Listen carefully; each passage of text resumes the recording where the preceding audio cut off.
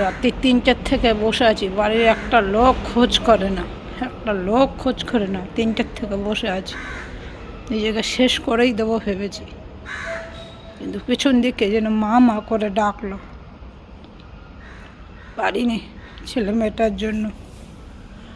এখানে বসে আছি শীতলা মন্দিরে 3টার থেকে, এখন বাজে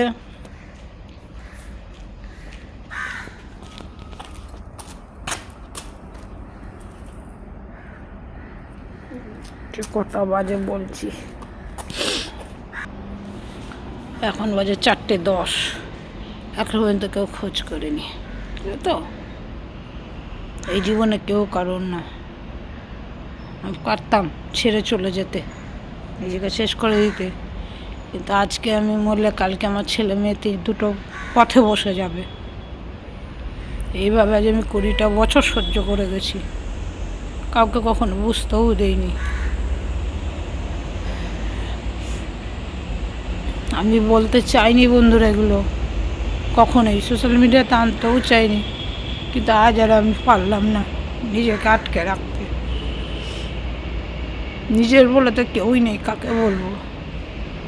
তাই তো তোমাদের সাথেই বললাম, জানি না কতদূর সহ্য করতে পারবো আমি। সব হাঁটতে বেরিয়ে গেছে কেউ,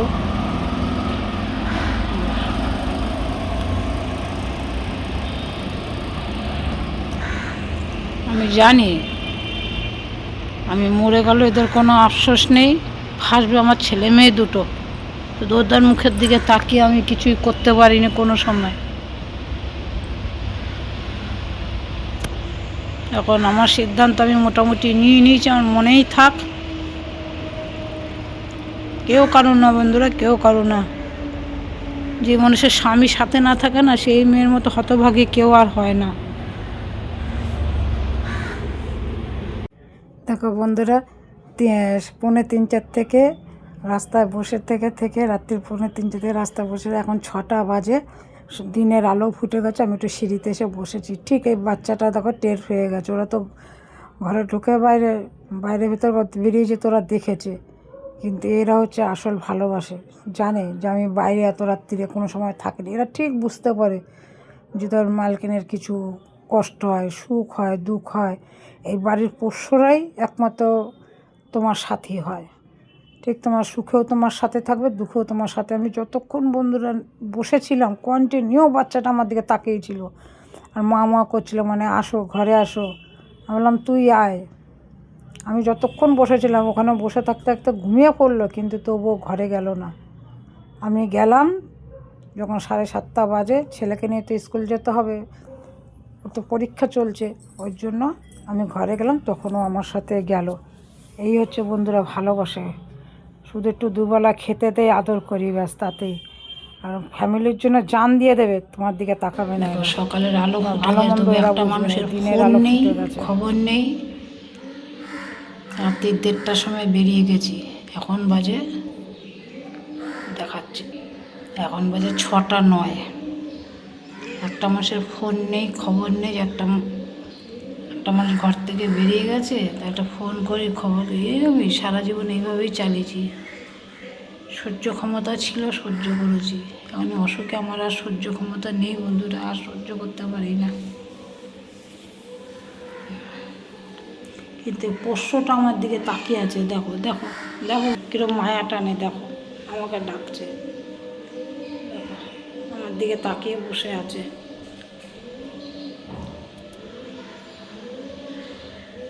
দেখো দেখো এখানে বসে বসে ঘুমিয়ে পড়ছে, তাও ও যাচ্ছে না, বুঝেছো? আমি এখানে বসে আছি, ও এখানে বসে বসে ঘুমিয়ে পড়লো, তাও যাচ্ছে না আমাকে ছেড়ে। বন্ধুরা 7:30 বাজে, তখন ঘরে আসলাম, চাবি আমার কাছে ছিলই। যাই হোক, ঘরে এসে বন্ধুদের সাথে একটা পার্টি, মানে কিটি পার্টি ছিল, শেষ দিন তো পরীক্ষার। তা যাই হোক, ওই জন্য সবাই অল্প অল্প করে খাবার নিয়ে যাবে, যার যার ভাগে যেটা পড়েছে নিয়ে যেয়ে ওখানে গিয়ে খাওয়া দাওয়া হবে। এখন আমার ঝামেলার জন্য তার এটা মিস করা যায় না বলো, তার জন্য ঘরে এসে ময়দা মাখিয়ে, আমার ভাগে লুচি পড়েছিল, তা লুচিগুলো সব ময়দা মেখে টেকে বানিয়ে নিয়ে রেডি করে তারপর ছেলে নিয়ে স্কুলে গেল। বন্ধুরা লুচি সব ভেজে নিয়েছি, মানে যে কটা বেলেছিলাম তেলটা একটু ঠান্ডা মানে গ্যাসটা কমিয়ে দিলাম, এর বাকিগুলো সব বেলে নেব, বেলে এখানে রাখবো, আবার একবারে ভাজবো। একটা লুচি মিস নেই, কত সুন্দর ফুলকো ফুলকো। হ্যালো বন্ধুরা, সব লুচি হয়ে গেছে, ওই তেল নামিয়ে রেখেছি, হয়ে গেছে। আর যেটা নেব সেটা প্যাকেটে ভরে নিয়েছি। চলো রেডি হই, স্নান করি। জানো তো বন্ধুরা, প্রত্যেক কটা মানুষেরই যার যার আলাদা আলাদা জীবন আছে, লাইফ আছে, জগৎ আছে। সুতরাং সব কিছুর পরেও তার একটা পার্সোনাল লাইফ তার থেকেই থাকে। এখন কী করবো না, আমি ছেলে মেয়ে নিয়ে জীবনে খুব হ্যাপি বন্ধুরা। আমার হাজব্যান্ড আমার পাশে কোনো সময় সেরকমভাবে ছিল না। এই দুটো বাচ্চাকে কিন্তু আমি একা হাতে, তখন তো ভিডিও করতাম না, তাই তোমাদের সাথে শেয়ার করতে পারলাম না। দুটো বাচ্চা আমার সাথে থাকলে আমার সারা পৃথিবীর সুখ আমার কাছে। এই জন্য ওদের ছাড়া আমি অন্ধকার। আমি সবসময় বলি ওদের জন্যই আমার বেঁচে থাকা। সবার লাইফের সাথে আমার লাইফটা বন্ধুরা টোটালি আলাদা। কোনো সময় তোমরা শুনতে চাইলে বলবে, কোনো দিন তো বলার মতো জায়গা পাইনি। আত্মীয় স্বজন বলো, যাই বলো, তোমার দুঃখের কথা বলবে, তারা তোমার সেই দুঃখটাকে সুযোগ ভাববে। তা যাই হোক, এখন তোমাদের পেয়েছি তাই তোমাদের সাথে শেয়ার করি। যে বন্ধুগুলো দেখছো, এদের সাথে কখনো কখনো শেয়ার করি। এদের কাছে গেলে আমি সত্যি বলতে আমি যেন অক্সিজেন ফিরে পাই। এই জন্য আমি বলি প্রত্যেক কটা মানুষেরই মানে যেই বয়সেরই মানুষ হোক না কেন, তার বন্ধু থাকা, বন্ধুত্ব করার দরকার। কারণ তোমার মনের কথা কষ্ট করে যে বলবে, সে শোনারও তো লোক চাই না। তো যাক, আমার এই বন্ধু পাশটা নিয়ে আজ আমি 12-13 বছর ধরে খুব হ্যাপি। না কারোর সাথে ঝগড়া হয় কি হয় না, ঝগড়া তো সেরকম না। তা যাই হোক, ঝগড়া যেখানে বেশি, মিল হচ্ছে সেখানে ততই বেশি বন্ধুরা। তার মাঝখানে থেকে আমার এই বন্ধুরা আমাকে একটা গিফট দিল, সেই গিফটটা তোমাদের সাথে শেয়ার করলাম। আজ লাস্ট পরীক্ষা ছিল তো, তাই একটু সবাই মজা করলাম। নিজেকে নিয়ে ব্যস্ত থাকতেই ভালো লাগে। যত সংসার করবে তত এরা তত পেয়ে বসে। সংসারের জায়গায় বন্ধুত্বের জায়গায় বন্ধুত্ব। এই জন্য আমাকে আসতেই হতো স্কুলে। আর মন খারাপ করে কতক্ষণ বসে থাকবো? মন খারাপ তো বসে আছে এক সাইডে, তার সাথে ছেলে মেয়েরকে দেখাশোনা করার দায়িত্বটাও আমাকে। তা যাই হোক, বন্ধু এই গিফটটা আমাকে দিল, সেটাই তোমাদের সাথে শেয়ার করলাম। তারপর নানান রকম এটা সেটা কেনাকাটা যেরকম আমরা করি স্কুলে সেরকম করলাম। এই আর কি বন্ধুরা। আজকে থাম্বনেলটা কি দেব তোমরাই বলো। আজকে কি থাম্বনেল দেবো আমি জানি না। ভিডিওটা দেখে তোমরাই কমেন্ট করে বলো বন্ধুরা, আজ ভিডিওর থাম্বনেলটা আমি কি দেবো। তোমাদের সাথে সবটা শেয়ার করিনি, কিছু কিছু শেয়ার করলাম আর কি। আজ হয়তো আমি ছেলের বয়স 17 বছর, তো বিয়ে হয়েছে আমার 20 বছর। 17 বছর, আমি 18-19 বছর আগেই হয়তো আমি পৃথিবী ছেড়ে চলে যেতাম। শুধু এই অশান্তি, মানে এই ফ্যামিলি টর্চারে কিন্তু আমি হজম করে নিয়েছি।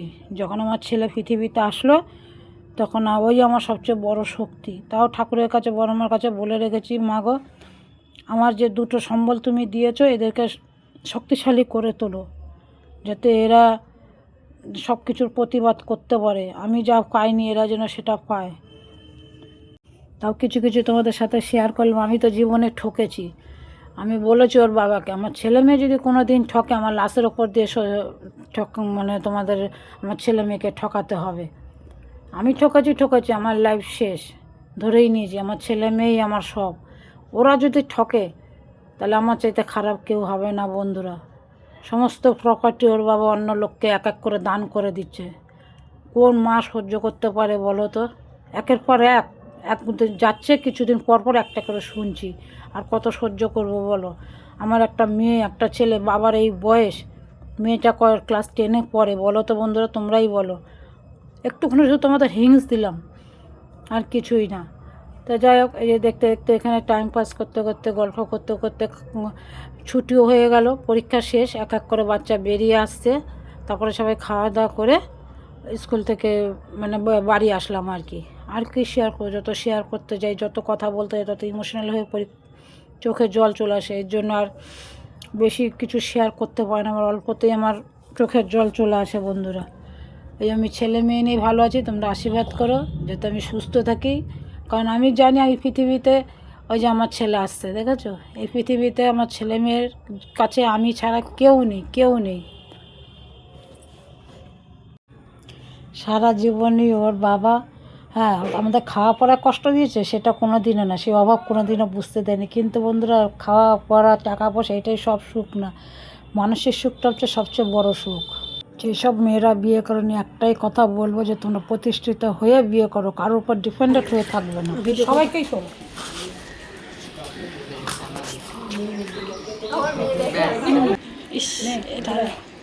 এই মামুন একটু ভেজি করে দিও।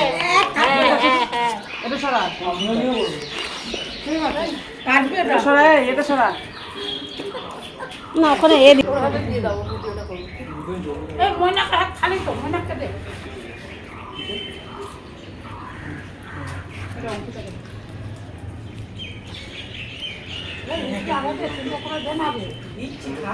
এ ডালিয়া কি খাচ্ছিস? আমাকে কিচ্ছু দেয়নি, আমার উপর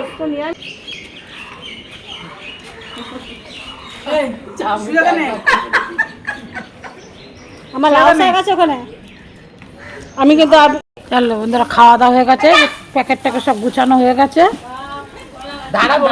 অঙ্কিতা খাচ্ছে আস্তে আস্তে। এরপর আবার থামস আপ আছে, দেখো।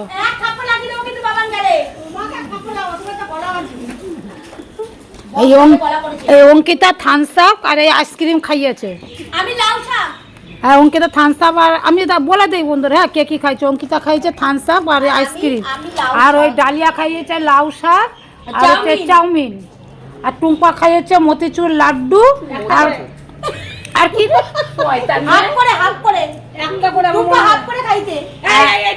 আর সুজাতা খাইয়েছে কেক। আর কি খালো? সর দেখাই ফুটি, কালো না করা সুজাতা, আরে যে মায়া চিত্তা রঙের জামা পরা, ও খাইছে ডিম কষা আর হচ্ছে চানার তরকারি, আর আমি হচ্ছে লুচি। তো দেখেইছো লুচি বানিয়ে এনেছি। ওই যে আইসক্রিম খাচ্ছে মায়া। আমাদেরটা খাওয়া হয়ে গেছে। এই যে বন্ধুরা, সবার খাওয়া দাওয়া হয়ে গেছে, বাচ্চাগুলোরও তো পরীক্ষা শেষ, খাওয়া দাওয়া হয়ে গেছে। এসে যে একটুখানি দোলনা ঝুলছে, এটা স্কুলেরই পাশে পার্ক। প্রত্যেকদিন ছোটোর থেকে এই বাচ্চাগুলো স্কুল থেকে বেরিয়ে এখানে পার্কে একটু খেলবে। এখন 11 হয়ে গেছে, তাও দেখো ওরা খেলা করছে। খেলুক, ওদের মতো ওরা আনন্দ করুক। এই যে বন্ধুরা, আজ আমাদের 12 বছরের অবসান ঘটলো। 12 বছর বলতে ওরা পিপি থেকে এই স্কুলে পড়ছে, আজকে ছেলেগুলো 11 হয়ে গেছে। কারণ এই আজকে হচ্ছে ওদের লাস্ট পরীক্ষা এই স্কুলে। এরপরে যখন 12-এর পরীক্ষা দেবে তখন তো অন্য স্কুলে হবে। তাই একটু সবাই আমরা একটু হাসি মজা করছিলাম, নিজেকে খুব একটু ফ্রি মনে হচ্ছিল। ওই জন্য সব কিছু ভাবছিলাম একবার আসবো না, আবার চলেও আসলাম। জানি এখানে আসলে মন ভালো হয়ে যাবে। আর চারপাশে এখানে এই আমরা যখন আসি তখন এই ঝাউ গাছগুলো লাগাইও নি, তাই একটু স্মৃতি তুলে রাখলাম। পার্কটা এত সুন্দরও ছিল না, ঝাউ গাছগুলো ছিল না। যাই 12 বছর ধরে এই পার্কটার সাথে আমরা পরিচিত বন্ধুরা। আজকেই লাস্ট, খুব মন খারাপ লাগছিল। আর কি করা যাবে, দিনকে সময়কে তো কেউ ধরে রাখতে পারবে না। তাই একটু সব বন্ধুরা মিলেও হাসি মজা করলাম, তাই তোমাদের সাথে একটু শেয়ার করে নিলাম।